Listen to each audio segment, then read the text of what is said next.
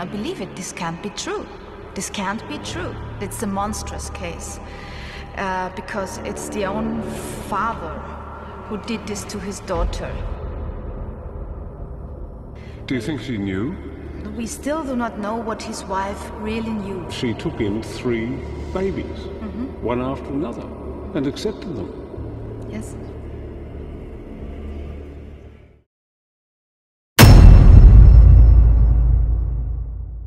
Joseph Rachel. জোসেফ পেশাতে ছিল একজন রিটায়ার্ড ইলেকট্রিক ইঞ্জিনিয়ার। সমাজে তার অনেক ভালো নাম, অনেক ভালো দাম ছিল। সমাজের প্রত্যেকটি মানুষ তাকে অনেক পছন্দ করত, তাকে অনেক রেসপেক্ট করত। জোসেফের ফ্যামিলিতে ছিল জোসেফ আর জোসেফের ওয়াইফ রোজমেরি আর তাদের 7 জন ছেলেমেয়ে। তাদের 7 জন ছেলেমেয়ের ভিতরে এলিজাবেথ ছিল তাদের 4র্থ সন্তান। জোসেফ ছিল একজন খুব রাগী মাইন্ডের মানুষ। সে তার ফ্যামিলিদের সাথে বিনা কারণে ঝগড়া লেগে যেত। তার মন মতো কোনো কাজ না হলে ঝগড়া লেগে যেত আর তাদেরকে অনেক খারাপভাবে মারত।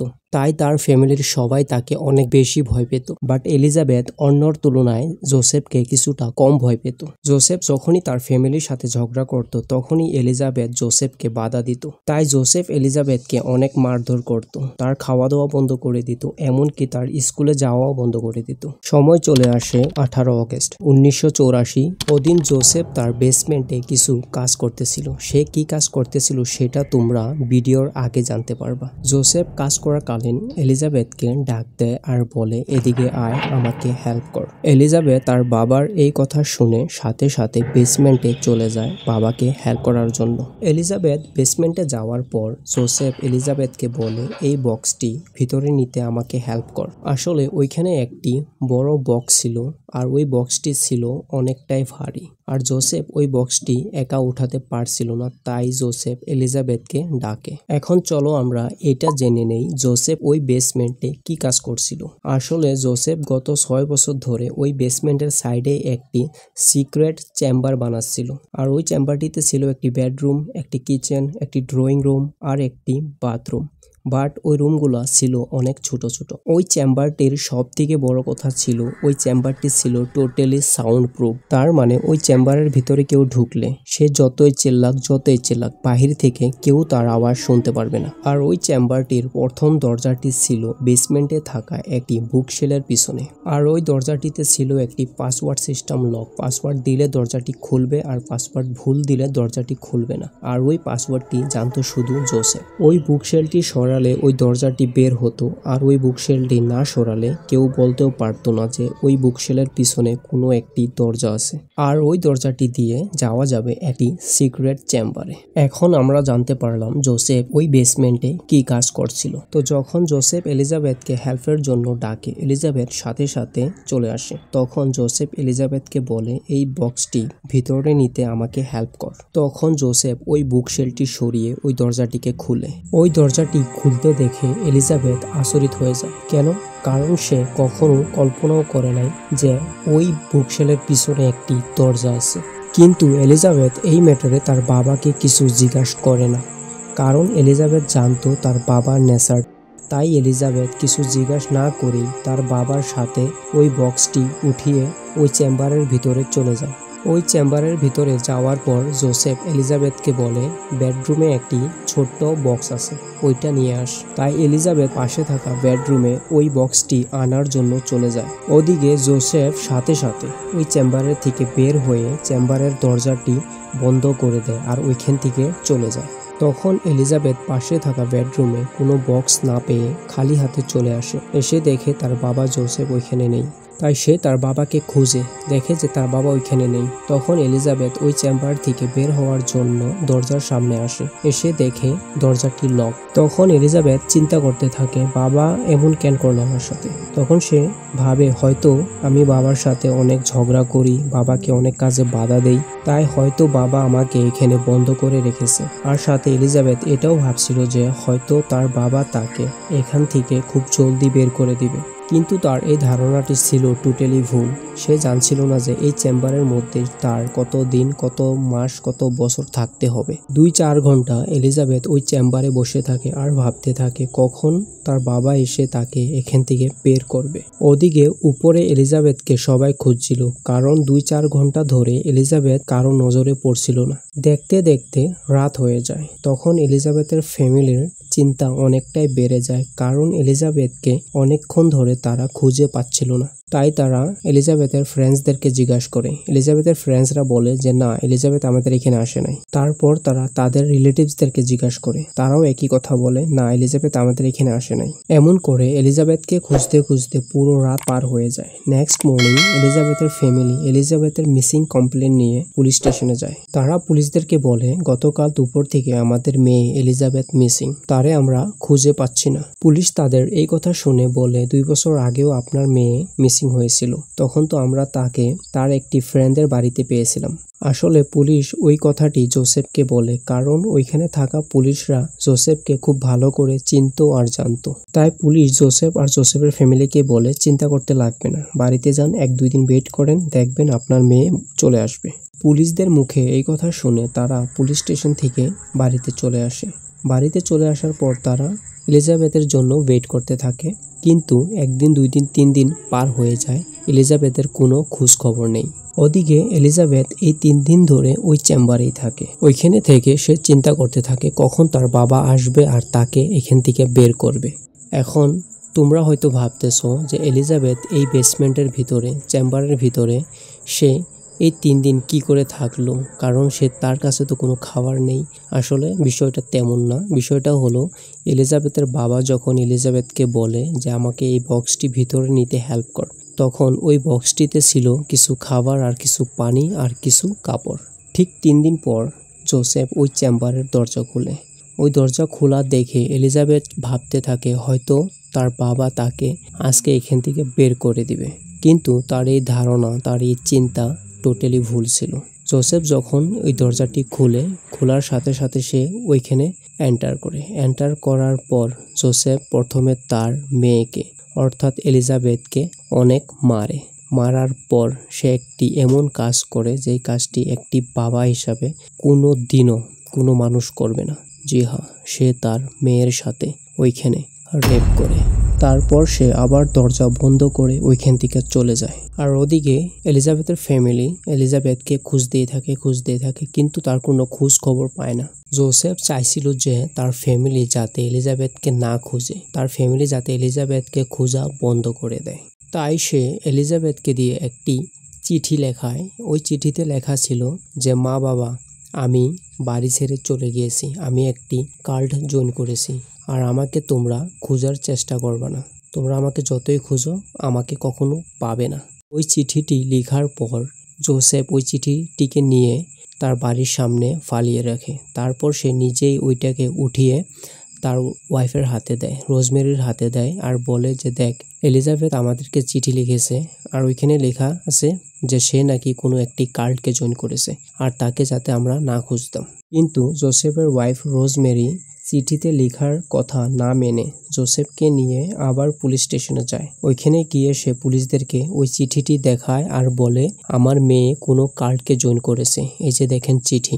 আর বলে যে আমি চাই আপনারা আমার মেয়েকে খুঁজে বের করেন। দেশে যতগুলা কাল্ট আছে সবগুলো কাল্টকে আপনারা গিয়ে 1 by 1 চেক করেন, ওইখানে যদি আমার মেয়েকে থাকে তাহলে আমার মেয়েকে এনে দেন। পুলিশ তার এই কথা শুনে আর চিঠি দেখে তখন তারা দেশে যতগুলা কাল্ট ছিল সবগুলা কাল্টকে 1 by 1 তারা চেক করে, তারা খোঁজার পরেও তারা এলিজাবেথকে খুঁজে পায় না। তারপর এমন করতে করতে 2-3-4 মাস পার হয়ে যায়, এলিজাবেথের কোনো খোঁজ খবর পায় না। ওদিকে জোসেফ যখনই ওই চেম্বারে যায় তখনই সে এলিজাবেথকে রেপ করে। চিন্তা করে দেখো, একজন বাবা তার নিজের মেয়ের সাথে কি কাজ করতেছে। এমন করতে করতে সময় যেতে যেতে প্রায় 4 বছর চলে যায়। উপরের মানুষ জানতে পারে যে এলিজাবেথ কোথায় মিসিং হয়ে গিয়েছে, কিন্তু এলিজাবেথ কোথায় আছে সেটি জানে একমাত্র একজন মানুষ, সেটা হলো জোসেফ। আর জোসেফ যখনই যায় এলিজাবেথের কাছে অর্থাৎ ওই চেম্বারের ভিতরে, সে তখনই এলিজাবেথের সাথে রেপ করে। তো একদিন এলিজাবেথ তার বাবা তো না, জোসেফকে বলে, যদিও সে তার বাবা, কিন্তু তাকে তার বাবা বলা যায় না। তো জোসেফকে বলে যে আমি প্রেগনেন্ট আর আমি চাই এই বাচ্চাটি ডেলিভার হোক হসপিটালে। তখন জোসেফ বলে যে না, এই বাচ্চাটি ডেলিভার হসপিটালে হবে না, কারণ জোসেফ জানতো সে যদি এলিজাবেথকে হসপিটালে নিয়ে যায় তাহলে মানুষ জেনে যাবে এই বিষয়টি আর তার ভান্ডা ফুটে যাবে। তাই সে এলিজাবেথকে না বলে দেয় আর ওই চেম্বার থেকে বের হয়ে চলে যায়। নেক্সট ডে জোসেফ ওই চেম্বারে আসে একটি বুক আর একটি কেসি হাতে নিয়ে, আর বলে এই নে বুক আর কেসি। এই বুকের মধ্যে লেখা আছে কি করে একটি বেবিকে নর্মাল ডেলিভারি করা যায়, আর কেসিটি কেন দিয়েছে সেটা আমরা সবাই জানি। তারপর এলিজাবেথ ওই বুকটি খুব ভালো করে পড়তে থাকে, কারণ সে জানতো জোসেফ তাকে ওই চেম্বার থেকে কখনো বের হতে দিবে না আর এই বেবিটিকে সে নিজেই ডেলিভারি করতে হবে। তাই সে ওই বুকটি খুব মনোযোগে পড়তে থাকে। তার কিছুদিন পর এলিজাবেথ একটি বেবিকে জন্ম দেয়। এখন তুমি নিজে চিন্তা করে দেখো ওই বেবিটি জন্ম দেওয়ার সময় এলিজাবেথ কতটুক পেন ফিল করেছিল, কারণ আমরা সবাই জানি একটি বেবিকে জন্ম দিতে অনেক কষ্ট হয় একটি মার। কিন্তু এলিজাবেথ ওই বেবিটিকে জন্ম দিয়েছে, তাও আবার কোনো মানুষের হেল্প ছাড়া। ওই বেবিটি জন্ম হওয়ার পর এলিজাবেথ ওই বেবিটিকে খুব ভালো করে লালন পালন করতে থাকে ওই চেম্বারের ভিতরেই। বাট নেক্সট ইয়ার সে আবার আরেকটি বেবিকে জন্ম দেয়। এখন ওই চেম্বারের মধ্যে টোটাল 3 জন মানুষ, এলিজাবেথ আর তার 2 সন্তান। এলিজাবেথ তার 2 সন্তানকে খুব ভালো করে লালন পালন করতে থাকে। বাট আবার নেক্সট এলিজাবেথ টুইন বেবিকে জন্ম দেয়। জন্ম দেওয়ার কিছুদিন পর একটি বেবি মারা যায় আর ওই বেবিটিকে জোসেফ বাহিরে নিয়ে জ্বালিয়ে দেয়। তখন ওই চেম্বারে হয়ে যায় টোটাল 4 জন মানুষ। তাই জোসেফ চিন্তা করতে থাকে এই ছোট্ট চেম্বারে 4 জন মানুষ থাকতে পারবে না। তখন জোসেফ একটি প্ল্যান করে, একটি বেবিকে নিয়ে উপরে সে তার বাড়ির সামনে দরজাতে রেখে দেয়।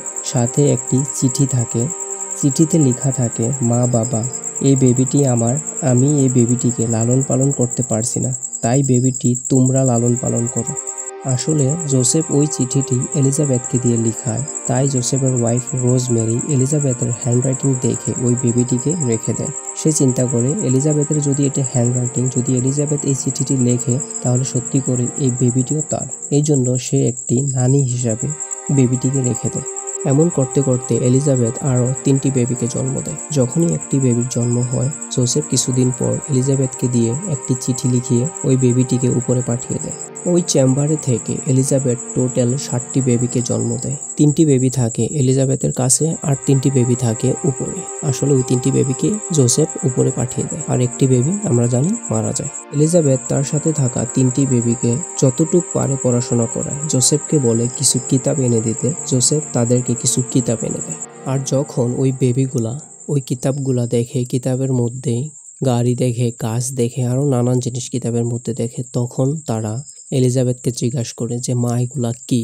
তখন এলিজাবেথ তাদেরকে বলে এগুলা গাছ, এগুলা গাড়ি, আর এমনকি তাদেরকে এটাও বলে যে আমাদের মতো মানুষ বাহিরে আছে, আমরা যদি কোনোদিন বাহিরে যাই তাহলে আমরা অন্য অন্য মানুষকে দেখতে পারবো, গাছ দেখতে পারবো, গাড়ি দেখতে পারবো, আরও অনেক কিছু তাদেরকে বলে।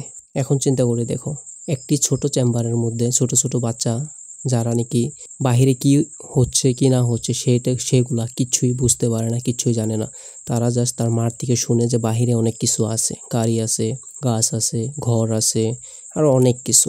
জাস্ট ইমেজিন জিনিসটা কতটুক স্যাড। এমন করে সময় যেতে থাকে। এলিজাবেথ জোসেফকে একদিন বলে বাচ্চারা অনেক ডিস্টার্ব করে, তাই একটি টিভি এনে দিলে অনেক ভালো হতো। বাট লাকিলি জোসেফ এলিজাবেথের এই কথাটি মেনে যায়। তার কিছুদিন পর জোসেফ ওই চেম্বারে একটি টিভি এনে দেয় তাদেরকে। তারপর এলিজাবেথ ওই বাচ্চাদেরকে নিয়ে এখানে টিভি দেখে, পড়াশোনা করায়। এমন করতে করতে সময় যেতে থাকে। তারপর সময় চলে আসে 2008। 2008-এ এলিজাবেথের বড় মেয়ে, যার নাম ছিল ক্রিস্টিন অনেকটাই অসুখ হয়ে যায়। সে অনেকটাই সিক হয়ে যায়। সে এতটুক সিক হয়ে যায় তার ওই রুমে থেকে, তার ওই চেম্বারে থেকে কোনো ধরনের ট্রিটমেন্ট চলছিল না। তাকে কোনো মেডিসিন দিয়েছিল যদিও তার কোনো কাজ করছিল। তাই এলিজাবেথ জোসেফকে বলে তাকে হসপিটালে নিয়ে যান, কিন্তু জোসেফ বলে যে না। তখন এলিজাবেথ জোসেফকে অনেক রিকোয়েস্ট করে যে আপনি তাকে প্লিজ হসপিটালে নিয়ে যান। আপনি যদি তাকে হসপিটালে নিয়ে না যান তাহলে সে মরে যাবে। তো জোসেফ এলিজাবেথের এত রিকোয়েস্ট করার পর সে রাজি হয় যে ঠিক আছে আমি তাকে হসপিটালে নিয়ে যাব, কিন্তু আমার সাথে শুধু ক্রিস্টিন যাবে, তুই যেতে পারবি না। তখন সে বলে ওকে ঠিক আছে, আমি যেতে চাই না, আপনি জাস্ট তাকে নিয়ে যান। তারপর জোসেফ তাকে অর্থাৎ এলিজাবেথের মেয়েকে নিয়ে হসপিটালে যায়। ডক্টর ক্রিস্টিনকে দেখে অনেক আচরিত হয়ে যায়, কারণ ডক্টর এমন পেশেন্ট এর আগে কখনো দেখে নাই। ক্রিস্টিনের বডিতে ছিল অনেক বড় বড় ঘা আর বডির কালার ছিল হলুদ। তখন ডক্টর জোসেফকে জিজ্ঞাসা করে কি হয়েছে তার এমন কন্ডিশন কেন, আর এই মেয়েটি কি হয় আপনার? জোসেফ উত্তরে বলে মেয়েটি আমার নাতিন, আর তার কি হয়েছে সেটা আমি জানি না। তখন ডক্টর তাকে জিজ্ঞাসা করে তার মা বাবা কই? তখন জোসেফ ডক্টরকে বলে তার মা আজ থেকে 24 বছর আগে আমাদের বাড়ি ছেড়ে চলে গেছে, কোথায় গেছে সেটা আমরা জানি না। এই মেয়েটিকে আজকে মর্নিং আমি আমার ঘরের দরজার সামনে বেহুশ অবস্থাতে পাই, সাথে একটি চিঠি ছিল, চিঠিতে লেখা ছিল মা বাবা আমি এলিজা, এই মেয়েটি আমার, সে অনেক অসুস্থ, তার ট্রিটমেন্টের জন্য আমার কাছে টাকা নেই, তাই প্লিজ মা বাবা তোমরা তার ট্রিটমেন্ট করো, তাই আমি তাকে নিয়ে এসেছি। সে এই কথাটি ডক্টরদেরকে বলে। ডক্টর তার এই কথা শুনে সাথে সাথে ক্রিস্টিনকে ট্রিটমেন্টের জন্য নিয়ে যায়। বাট কিছুক্ষণ পর ডক্টর ফিরে এসে জোসেফকে বলে ক্রিস্টিনের কন্ডিশন অনেকটাই খারাপ, তার হয়তো কোনো জেনেটিক বেমার আছে, আমরা অনেক ট্রাই করছি, তার বেমার ধরতে পারছি না, তার মা হসপিটালে আসলে অনেক ভালো হতো, তার মা আসলে হয়তো আমরা ক্রিস্টিনকে বাঁচাতে পারবো। জোসেফ এই কথা শুনে ডক্টরকে বলে তার মা আজ থেকে 24 বছর আগে বাড়ি ছেড়ে চলে গেছে, এখন সে কোথায় গেছে, কোথায় আছে, কি করে কি না করে সেটা আমি জানি না, তাহলে আমি তাকে কি করে আনবো? ডক্টর জোসেফের মুখে এই কথা শুনে চিন্তায় পড়ে যায় আর ভাবতে থাকে কি করে এই মেয়েটিকে বাঁচানো যায়। তখনই ডক্টর ভাবে ক্রিস্টিনের ডেটাবেস চেক করলে হয়তো কিছু হেল্প হবে। আসলে অস্ট্রিয়া দেশের প্রত্যেকটি মানুষের ডেটাবেস সরকারের কাছে থাকে, তাই ডক্টর চিন্তা করে যে তার যদি ডেটাবেস চেক করা যায় তাহলে হয়তো কোনো কিছু হেল্প পেতে পারে। তারপর ডক্টর যখন ওই ডেটাবেসকে চেক করে ডক্টরের চোখ কপালে উঠে যায়, কারণ ওই ডেটাবেসে না ক্রিস্টিনের নাম ছিল না ক্রিস্টিনের কোনো ফিঙ্গারপ্রিন্ট ছিল। ডক্টর ওই ডেটাবেসে অনেক খুঁজে বাট ক্রিস্টিনের কোনো কিছুই ওই ডেটাবেসে পায় না।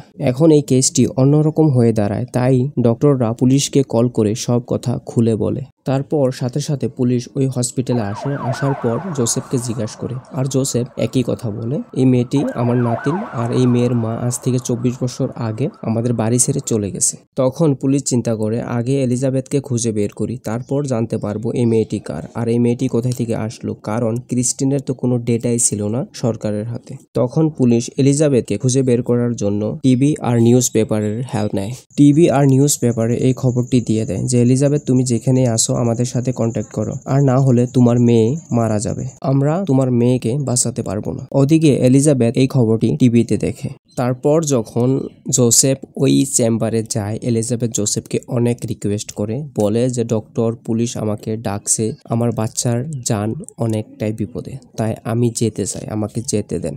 জোসেফকে অনেকটা রিকোয়েস্ট করার পর জোসেফ তাকে যেতে দেয়, কিন্তু বলে তুই গিয়ে এটাই বলবি যে তুই আজ থেকে 24 বছর আগে আমাদের বাড়ি ছেড়ে চলে গিয়েছিলি। তো এলিজাবেথ বলে ওকে, আমি এগুলাই বলবো। তারপর জোসেফ এলিজাবেথকে নিয়ে হসপিটালে যায়। ডক্টর এলিজাবেথকে দেখার সাথে সাথে বুঝতে পারে যে ক্রিস্টিনের ব্যাপারটি জেনেটিক, কারণ ক্রিস্টিনের যে কন্ডিশন আর এলিজাবেথের যে কন্ডিশন সেম কন্ডিশন ছিল। তখন পুলিশ এলিজাবেথকে অনেক কোয়েশ্চেন করে, তুমি 24 বছর আগে ঘর ছেড়ে চলে গিয়েছিলা, কেন গিয়েছিলা, কোথায় গিয়েছিলা, এতদিন কোথায় ছিলা, ক্রিস্টিনের এমন অবস্থা কেন, আর তোমার কেন এমন অবস্থা, অনেক কিছু। কিন্তু এলিজাবেথ পুলিশদেরকে কোনো কিছুরই উত্তর দেয় না, সে শুধু চুপচাপ বসে থাকে। পুলিশ এলিজাবেথকে প্রায় 4 ঘন্টা কোয়েশ্চেন করে, কিন্তু এলিজাবেথ তাদেরকে কিছুই বলে না, সে শুধু চুপচাপ বসে থাকে। তখন পুলিশ এলিজাবেথকে বলে তুমি যদি আমাদেরকে কিছু না বলো তাহলে আমরা তোমার বাচ্চাকে বাঁচাতে পারবো না। তখন এলিজাবেথ পুলিশদেরকে বলে আচ্ছা ঠিক আছে আমি বলবো, কিন্তু আমি চাই আমি বলার পর আমি যাতে আমার বাবাকে আর জীবনে কখনো না দেখি। পুলিশ তার এই কথা শুনে অবাক হয়ে যায় আর ভাবতে থাকে এই মেয়েটি এমন কথা কেন বলতেছে। পুলিশ তখন এলিজাবেথকে বলে আচ্ছা ঠিক আছে, তুমি যেমন চাও তেমনই হবে, তুমি বলো তুমি এতদিন কোথায় ছিলা, বাড়ি ছেড়ে কোথায় চলে গিয়েছিলা, আর তোমার মেয়ের এমন অবস্থা কেন, আর তোমার মেয়ের কোনো ডেটাবেজে নাম নাই কেন। তখন এলিজাবেথ লম্বা একটি শ্বাস নেয় আর তার সাথে ঘটে যাওয়া গত 24 বছরের কষ্টের ঘটনাগুলি সে পুলিশদেরকে 1 বাই 1 খুলে খুলে বলে। প্রথমে তারা এলিজাবেথের কথা বিলিভ করতে পারছিল না, যদিও তারা পরে বিলিভ করতে বাধ্য হয়, কারণ তারা জানতো যে একজন মেয়ে একজন বাবার বিষয়ে এত বড় মিথ্যে কথা বলবে না। এলিজাবেথের মুখে এতগুলা কথা শোনার পর পুলিশ সাথে সাথে জোসেফকে অ্যারেস্ট করে ফেলে। জোসেফকে অ্যারেস্ট করার পর পুলিশ জোসেফকে নিয়ে ওই চেম্বারে চলে যায়। চেম্বারে গিয়ে দেখে ওই চেম্বারের কন্ডিশন তেমন বেশি ভালো ছিল না, আর ওই চেম্বারে ছিল আরো 2 জন বাচ্চা। যখন ওই বাচ্চা দুটিকে চেম্বার থেকে বের করা হয়েছিল তখন তারা গাড়ি, গাছ, অন্য মানুষ দেখে তারা সত্যি অনেক আনন্দিত ফিল করছিল, কারণ তারা গত অনেক বছর ধরে এমন ধরনের কোনো কিছু তাদের নিজের চোখে দেখতে পারেনি। তারপর জোসেফকে কোর্টে হাজির করা হয়। জজ তার এই ঘটনা শুনে, তার এই কাহিনী শুনে জজ তাকে সাথে সাথে আজীবন জেল দিয়ে দেয়। জোসেফ 2024 সালে অর্থাৎ এই বছর প্যারোলের জন্য অ্যাপ্লাই করতে পারবে যদি সে বেঁচে থাকে তাহলে। আর ওদিকে এলিজাবেথ আর এলিজাবেথের সাথে থাকা 3 জন ছেলে মেয়ে আর তার 3 জন ছেলে মেয়ে উপরে থাকা তাদের সবাইকে একসাথে দেখা করায়, একসাথে মিলায়। তারপর তাদেরকে সরকার একটি নতুন আইডেন্টিটি দিয়ে তাদেরকে একটি অন্য জায়গাতে শিফট করে দেয়। এখন সব থেকে বড় কোয়েশ্চেন, রোজমেরি অর্থাৎ জোসেফের ওয়াইফ, সে কি এই বিষয়টি জানতো যে তার মেয়ে ওই বেসমেন্টে আছে নাকি জানতো না? তোমাদের মতামত কমেন্ট করে জানাও। Thanks for watching.